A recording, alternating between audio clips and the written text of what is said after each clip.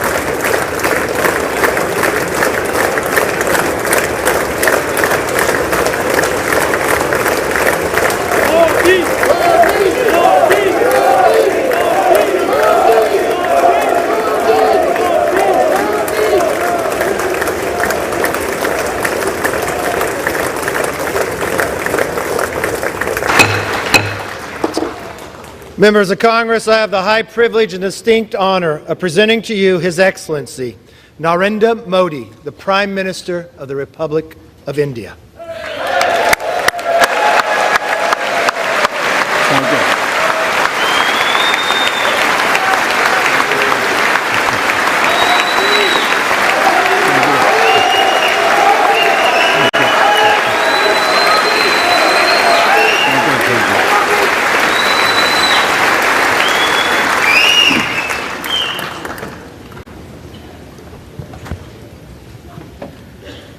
Mr. Speaker,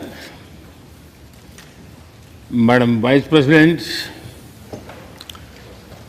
distinguished members of the US Congress, ladies and gentlemen, Namaskar.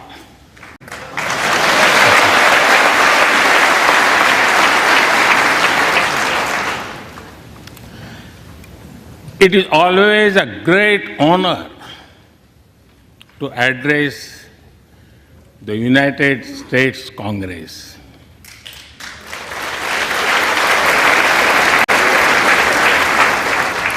It is an exceptional privilege to do so twice.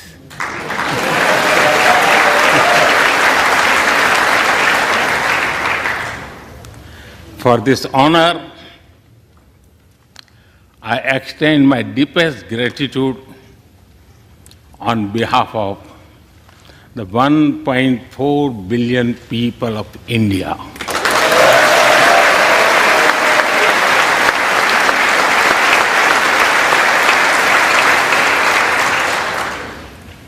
I see that nearly half of you were here in 2016.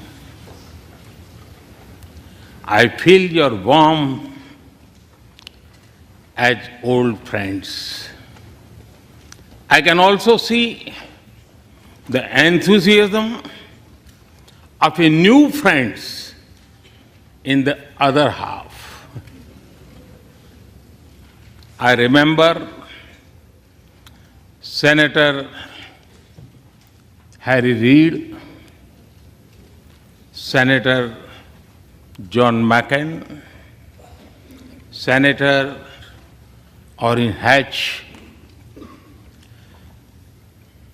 Elijah Cummings,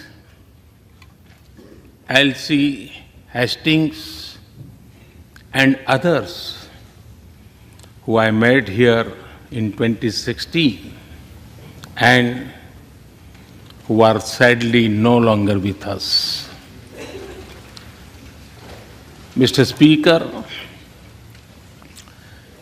standing here 7 Junes ago, that is the June when Hamilton swept all the awards, I said that the hesitations of history were behind us.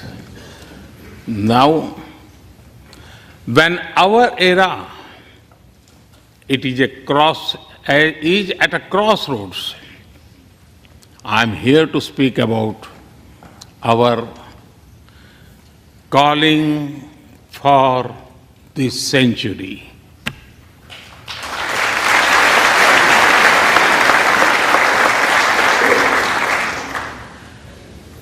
Through the long and widening road that we have traveled, we have met the test of friendship. A lot has changed since I came here 7 summers ago. But a lot has remained the same, like our commitment to deepen the friendship between India and the United States.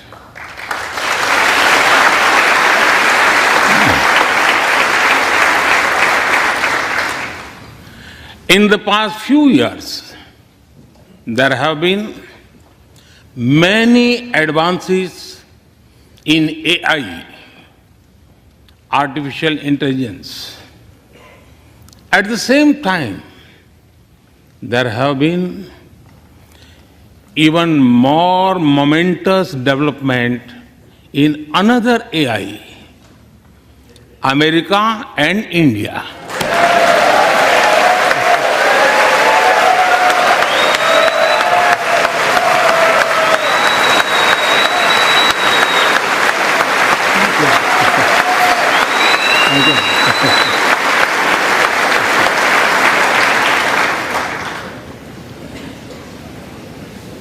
Mr. Speaker and distinguished members, the beauty of democracy is the constant connect with the people, to listen to them and feel their pulse. And I know this takes a lot of time, energy, effort, and travel.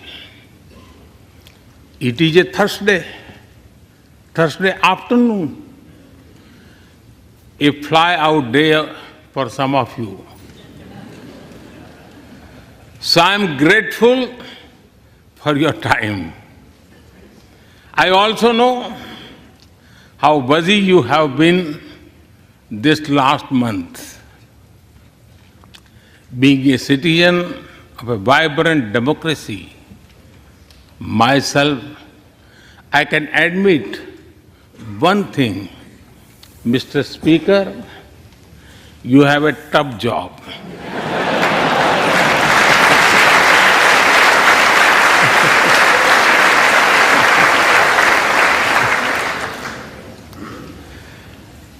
I can relate to the battles of patience, persuasion, and policy. I can understand the debate of ideas and ideology. But I am delighted to see you come together today to celebrate the bond between world's two great democracies, India and the United States. Thank you.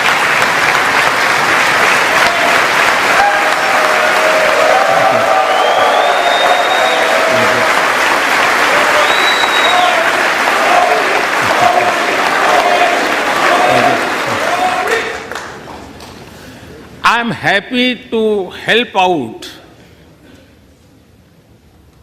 I'm happy to help out whenever you need a strong bipartisan consensus.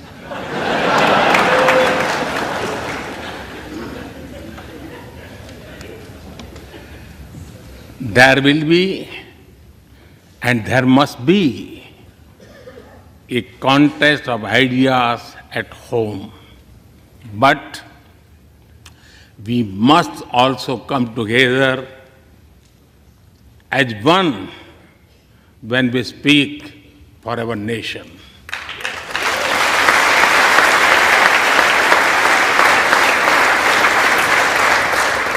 And you have shown that you can do it. Congratulations.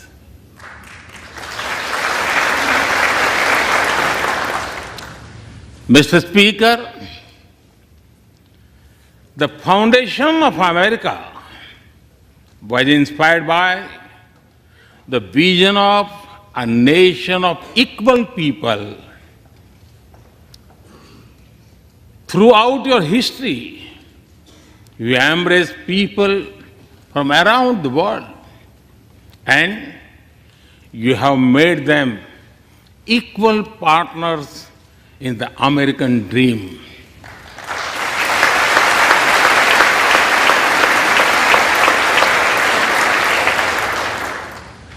There are millions here who have roots in India. Some of them sit proudly in this chamber.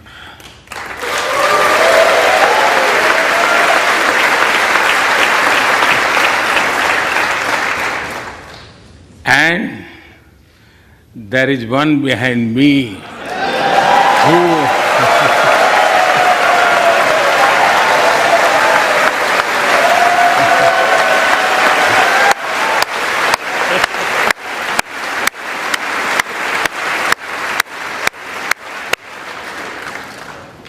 who has made history.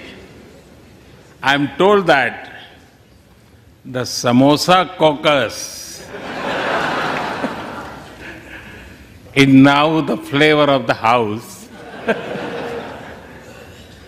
I hope it grows and brings the full diversity of Indian cuisine here.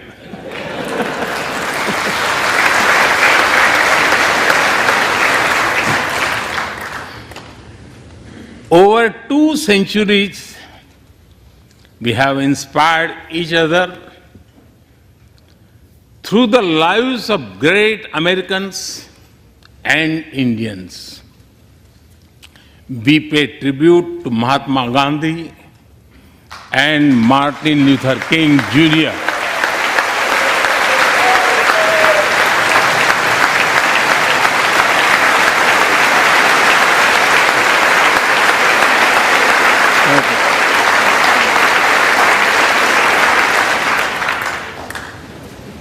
We also remember many others who work for liberty, equality, and justice.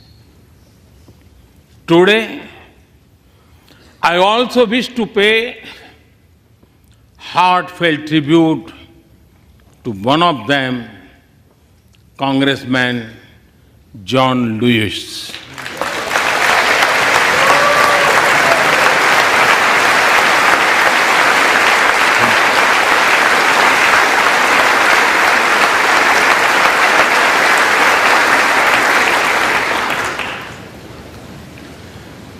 Mr. Speaker, democracy is one of our sacred and shared values. It has evolved over a long time and taken various forms of systems. Throughout history, however, one thing has been clear. Democracy is the spirit that supports equality and dignity.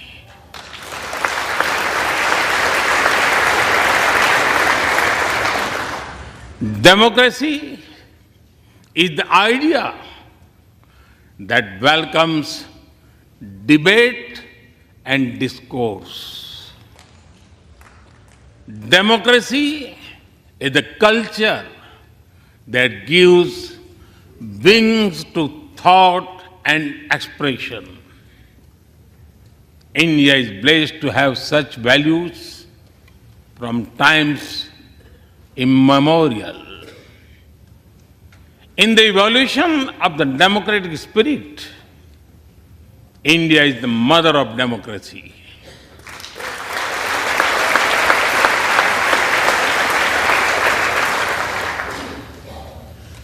Millennia ago, our oldest scripture said, Ekam Sat Vipra Bahudha Vadanti. It means that truth is one, but the wise express it in a different ways. Now, the US is the oldest and India the largest democracy. Our partnership augurs well for the future of democracy.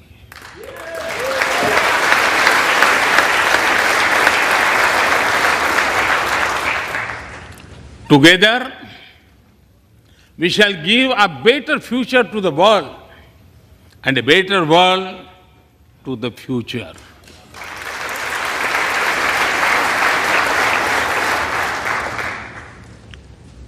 Mr. Speaker, last year, India celebrated 75 years of its independence. Every milestone is important, but this one was a special. We celebrated a remarkable journey of over 75 years of freedom after 1,000 years of foreign rule in one form or another. This was not just a celebration of democracy, but also of diversity. Not just of constitution, but also of its spirit of a social empowerment. Not just of our competitiveness and cooperative federalism, but also of our essential unity and integrity.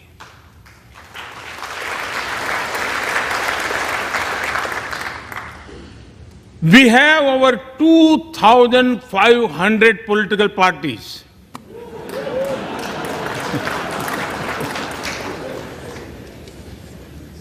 Yes, you heard that right. 2,500. About 20 different parties govern various states of India.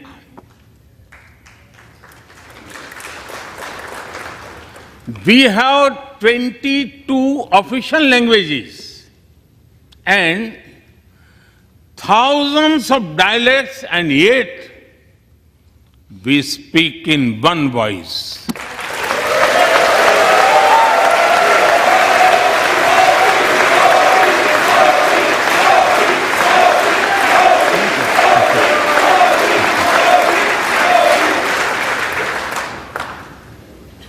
Every 100 miles, our cuisine changes.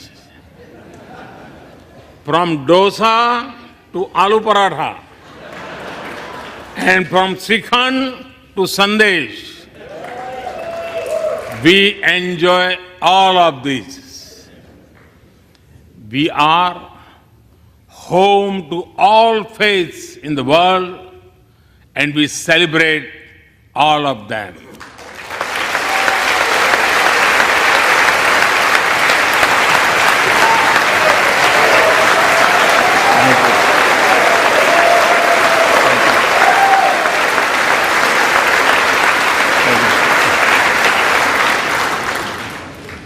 In India, diversity is a natural way of life. Today, the world wants to know more and more about India. I see that curiosity in this house too. We were honored to receive over 100 members of the US Congress in India over the last decade.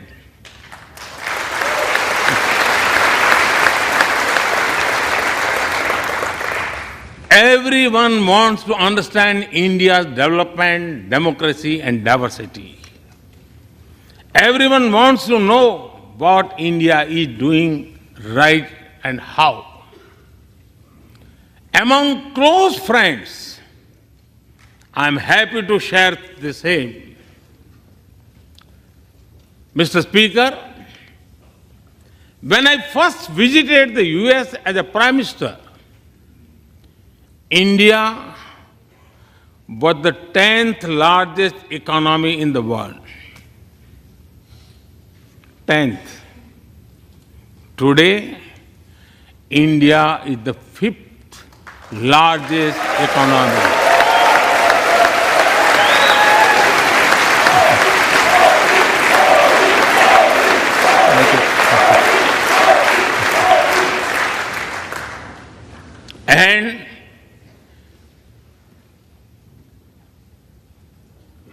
And India will be the 3rd largest economy soon.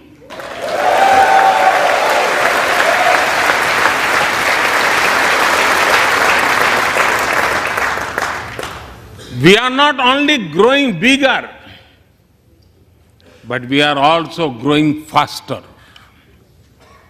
When India grows, the whole world grows.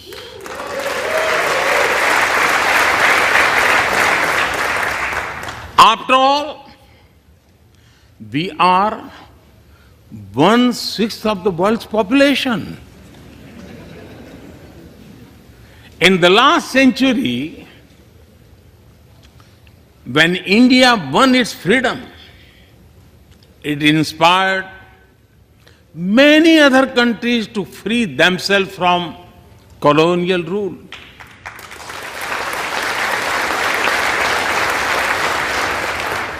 In this century, when India sets benchmark in growth, it will inspire many other countries to do the same.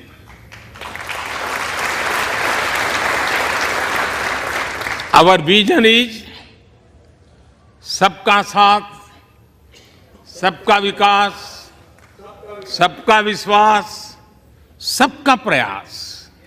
It means together for everyone's growth, with everyone's trust and everyone's efforts. Let me share with you how this vision is translating into action with speed and scale. We are focusing on infrastructure development. We have given nearly 40 million homes to provide shelter to over 150 million people.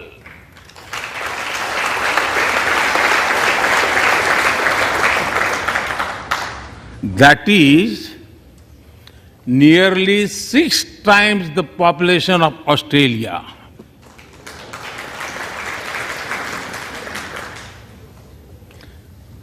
We run a national health insurance program that ensures free medical treatment for about 500 million people.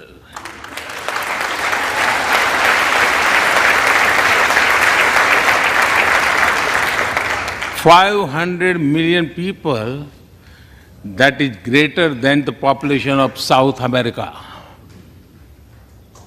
We took banking to the unbanked with the world's largest financial inclusion drive.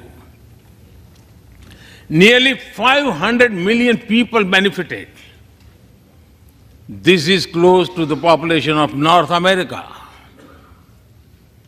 We have worked on building Digital India.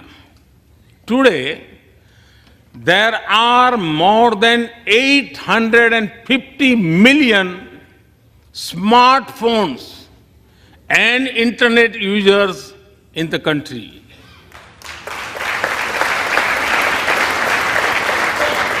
This is more than the population of Europe. We protected our people with 2.2 billion doses of made in India COVID vaccines.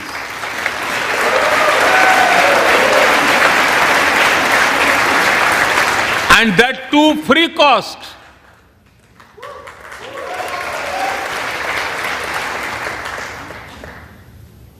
I may be running out of continent soon, so I will stop here. Distinguished members, the Vedas are one of the world's oldest scriptures. They are a great treasure of humanity composed thousands of years ago. Back then, women sages composed many verses in these Vedas. And today, in modern India, women are leading us to a better future.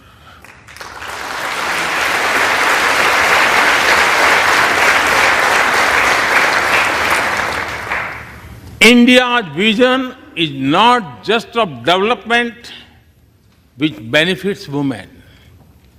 It is of women-led development where women lead the journey of progress.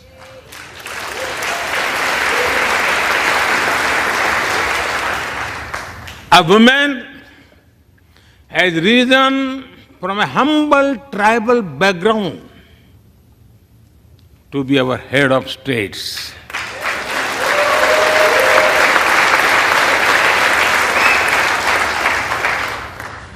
Nearly 1.5 million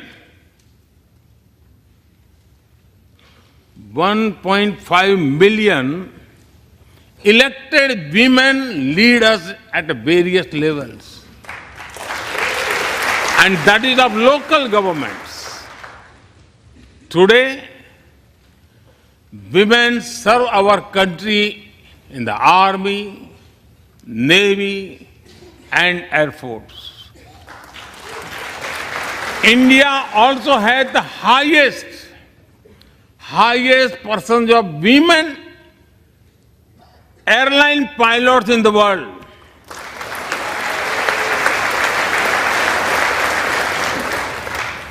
And they have also put us on Mars by leading our Mars mission. I believe that investigating in a girl child lifts up the entire family. Empowering women transforms the nation.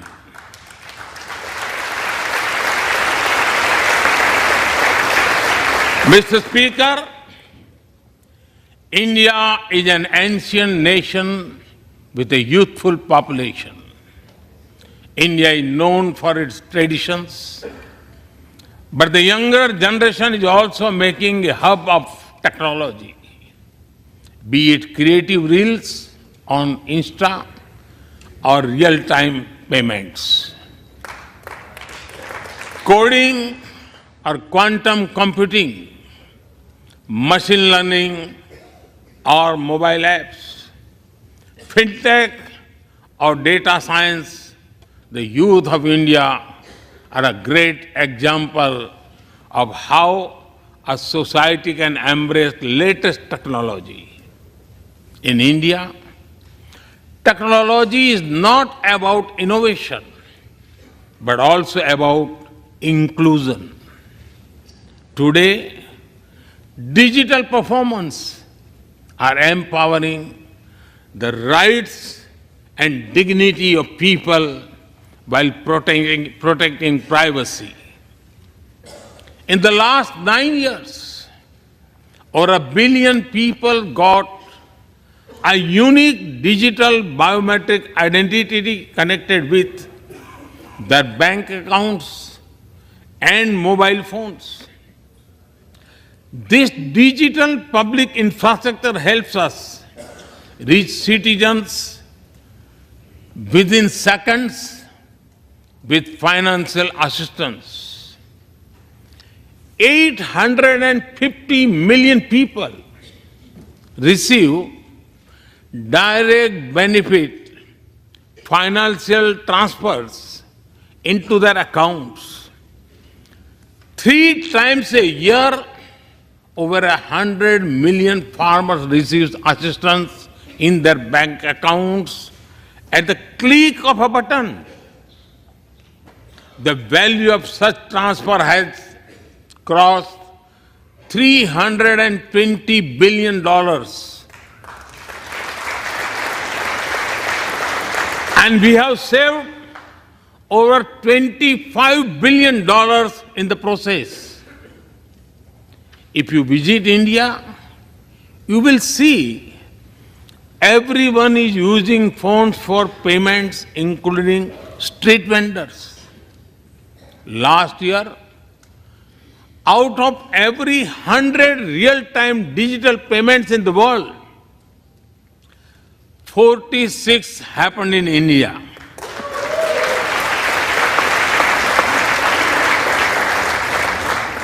Nearly 400,000 miles of optical fiber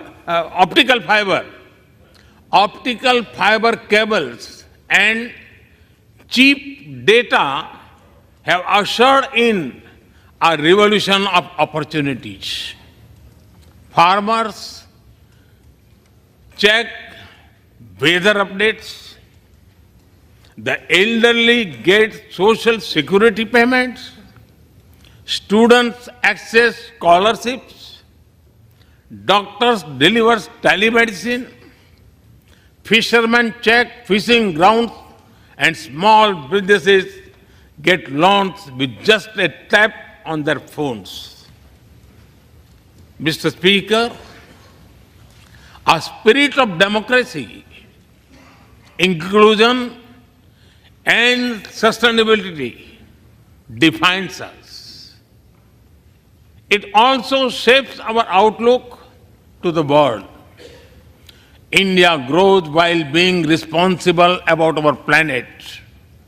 We believe, Mata Bhumihi Putro Aham Prithviyah.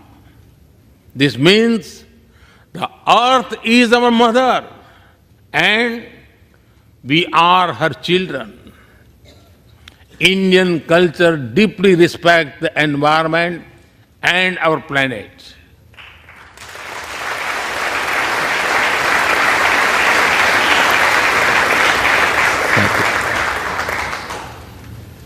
While becoming the fastest growing economy, we grew our solar capacity by 2,300%. Yes, you have heard right. 2,300%.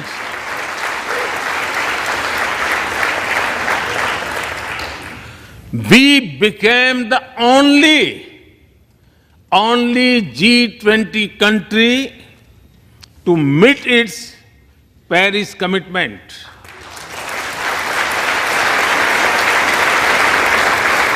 We made renewables account for over 40% of our energy sources, 9 years ahead of the target of 2030.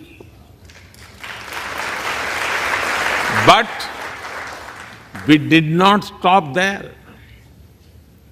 At the Glasgow summit, I proposed Mission Life, lifestyle for environment. This is a way to make sustainability a true people's movement. To leave it to be the job of governments alone, by being mindful in making choices, every individual can make a positive impact. Making sustainability a mass movement, we help the world reach the net zero target faster. Our vision is pro-planet progress. Our vision is pro-planet prosperity. Our vision is pro-planet people.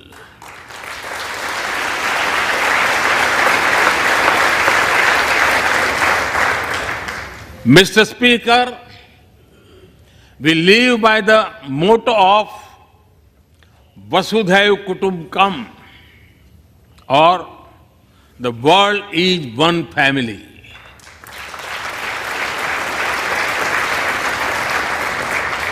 Our engagement with the world is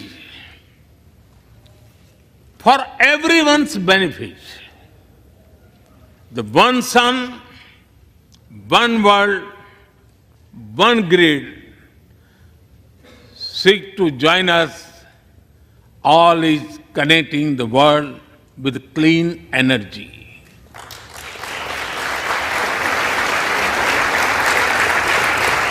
One Earth, One Health is a vision for global action to bring quality health care to everyone, including animals and plants. The same spirit is also seen in the theme when we chair the G20, One Earth, One Family, One Future. We advance the spirit of unity through yoga as well. Just yesterday, the whole world came together to celebrate the International Day of Yoga.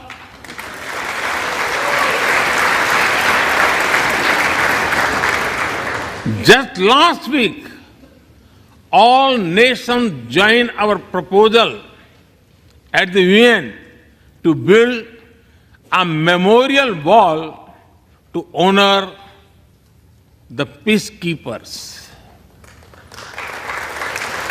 And this year, the whole world is celebrating the International Year of Millets to promote sustainable agriculture and nutrition alike. During COVID, we delivered vaccines and medicines to over 150 countries. We reach out to others, being disasters as first responders, as we do for our own. We share our modest resources with those who need them the most. We build capabilities, not dependencies.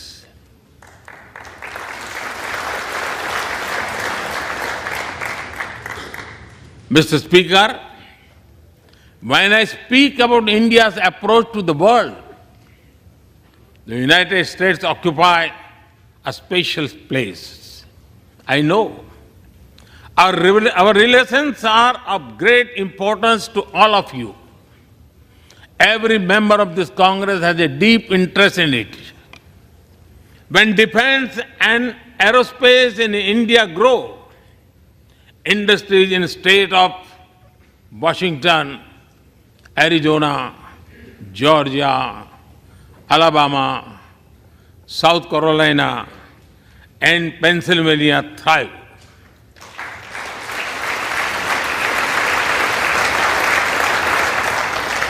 When American companies grow, their research and development centers in India thrive. When Indians fly more, a single order for aircrafts creates more than 1 million jobs in 44 states in America.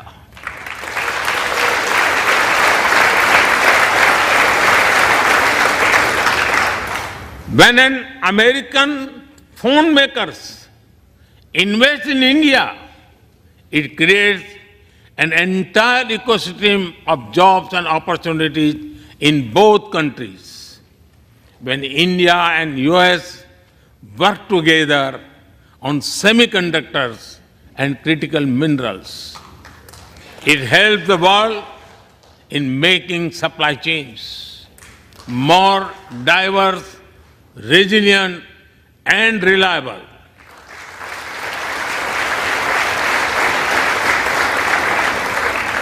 Indeed, Mr. Speaker, we were strangers in defense cooperation at the turn of century. Now, the United States has become one of our most important defense partners.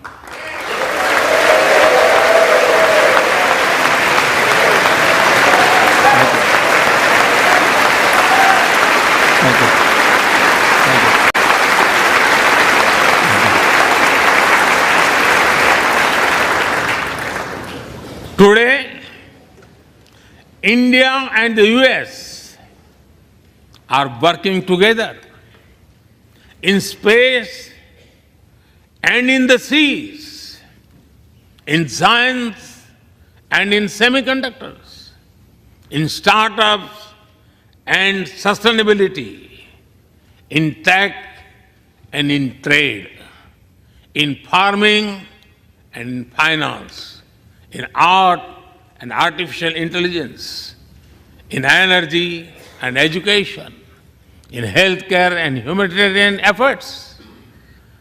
I can go on and go on, but to sum up it, I would say the scope of our cooperation is endless.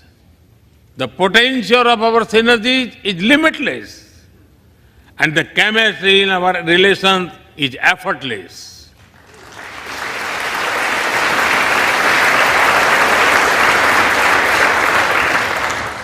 In all this, Indian Americans have played a big role.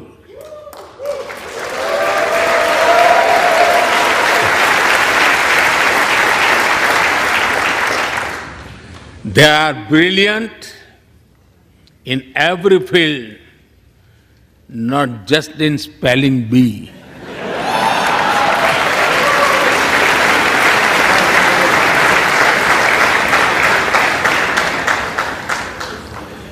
With their hearts and minds, talent and skills, and the love for America and India, they have connected us.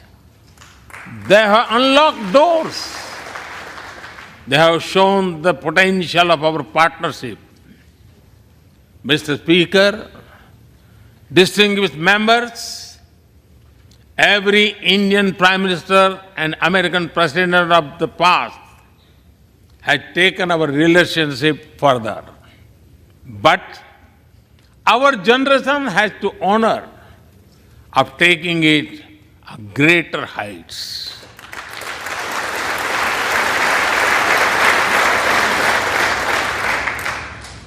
I agree with President Biden that this is a defining partnership of this country. Because it serves a larger purpose. Democracy, demography, and destiny give us the purpose. One consequence of globalization has been to cover over concentration of supply chains. We will work together to diversify, decentralize, and democratize supply chains.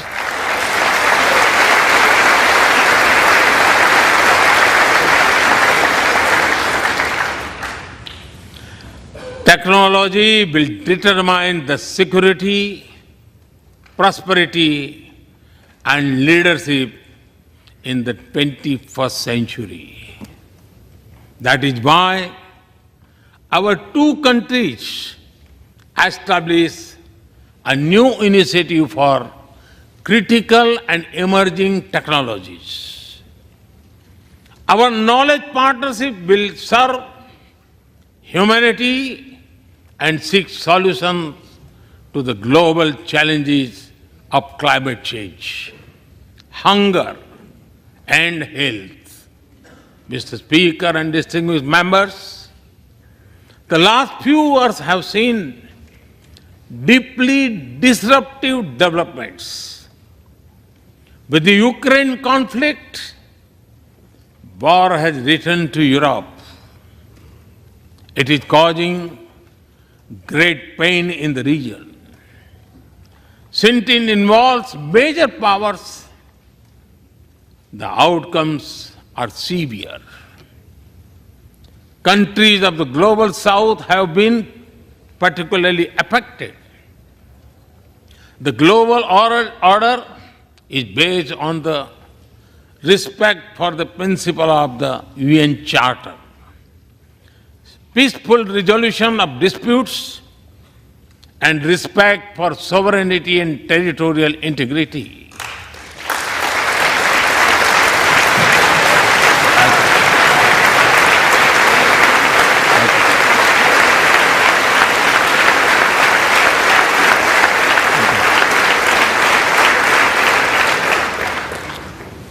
As I have said directly and publicly, this is not an era of war.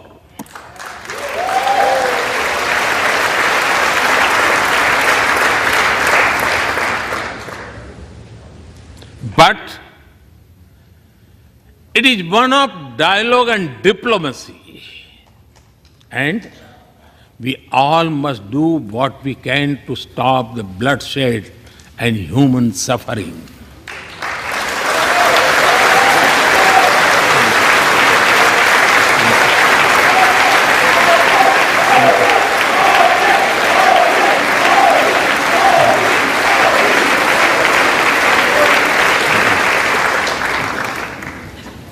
Mr. Speaker,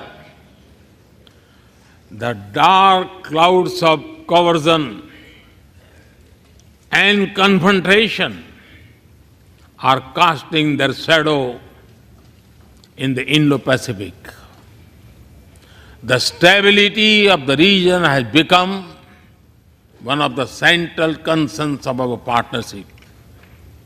We share a vision of a free, open, and inclusive Indo-Pacific.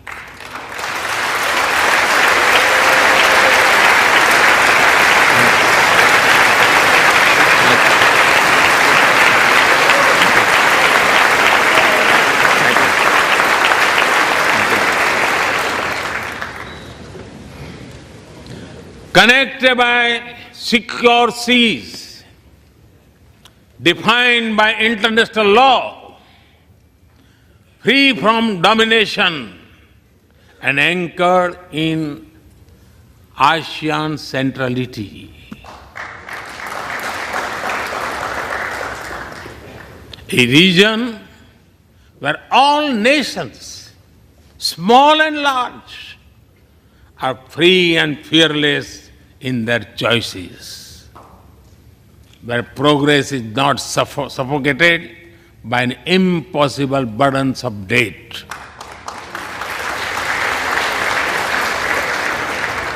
Where connectivity is not leveraged for strategic purposes, where all nations are lifted by the high tide of shared prosperity.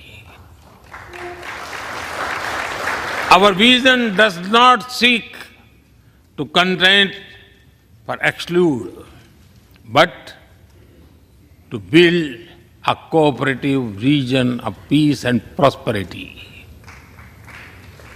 We work through regional institutions and with our partners from within the region and beyond.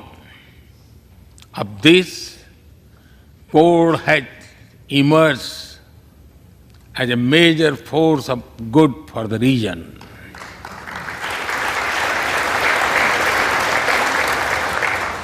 Mr. Speaker, more than 2 decades after 9/11 and more than a decade after 26/11 in Mumbai, radicalism and terrorism still remain a pressing danger for the whole world. These ideologies keep taking new identity and forms, but their intentions are the same.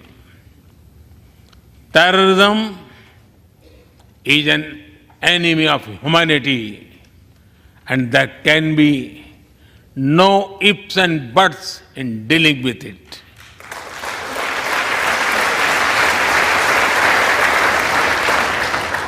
We must overcome all such forces sponsoring and exporting terror.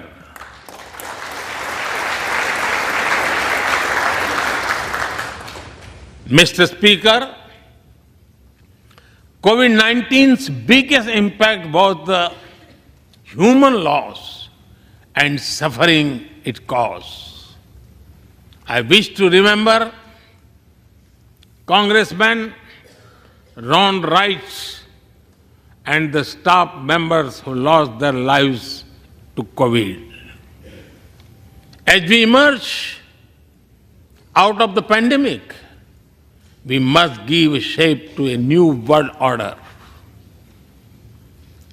Consideration, care, and concern are the need of the hour.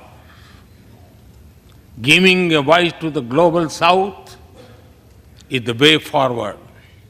That is why I firmly believe that the African Union be given full membership of G20.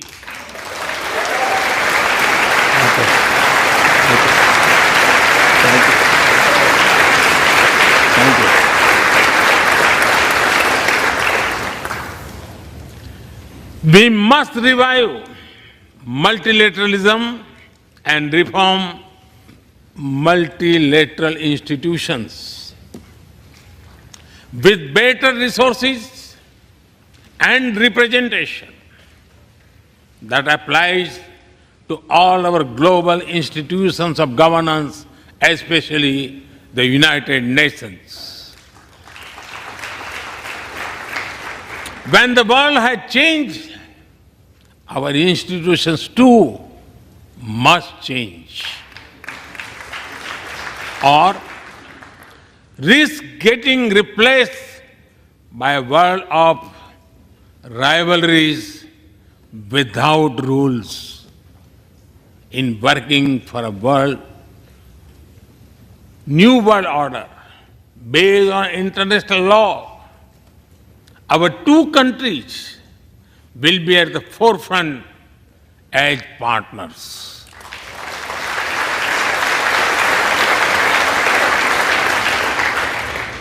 Mr. Speaker and distinguished members, today we stand at a new dawn in our relationship that will not only shape the destiny of our two nations, but also that of the world.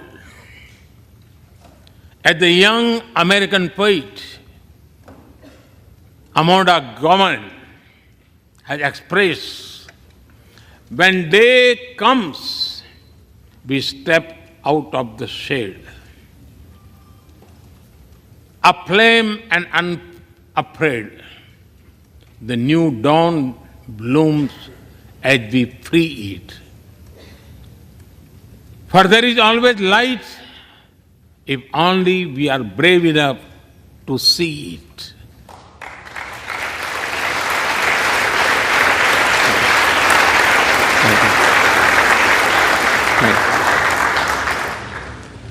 Our trusted partnership is like the sun in this new dawn that will spread light all around.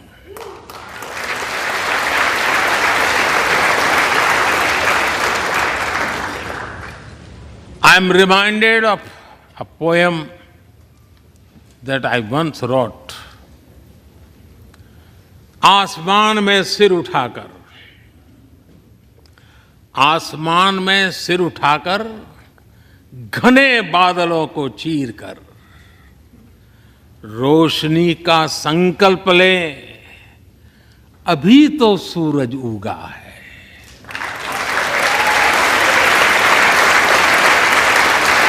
अभी तो सूरज उगा है। दृढ़ निश्चय के साथ चलकर, दृढ़ निश्चय के साथ चलकर, हर मुश्किल को पार कर, घोर अंधेरे को मिटाते, घोर अंधेरे को मिटाने अभी तो सूरज उगा है।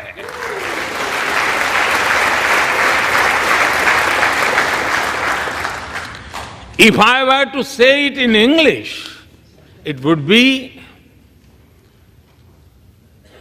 rising its head in the skies, piercing through the dense clouds with the promise of light. The sun has just risen, armed with a deep resolve, overcoming all the odds to dispel the forces of darkness. The sun has just risen.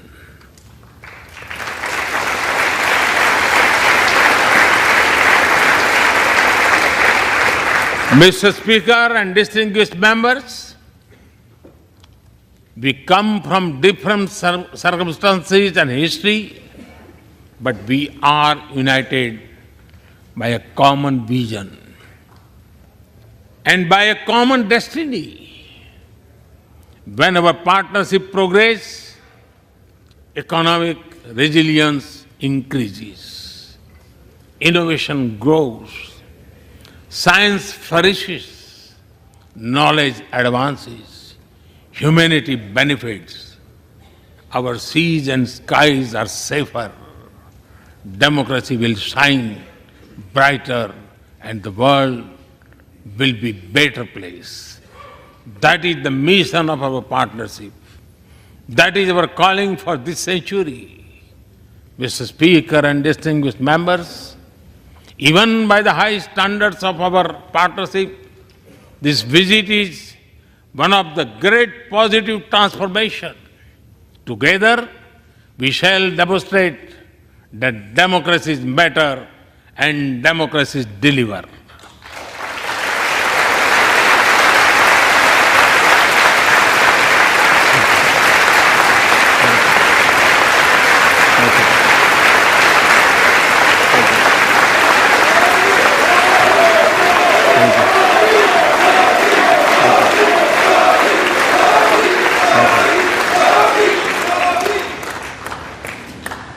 I count on your continued support to the India-US partnership. When I was here in 2016, I said that our relationship is primed for a momentous future. That future is today.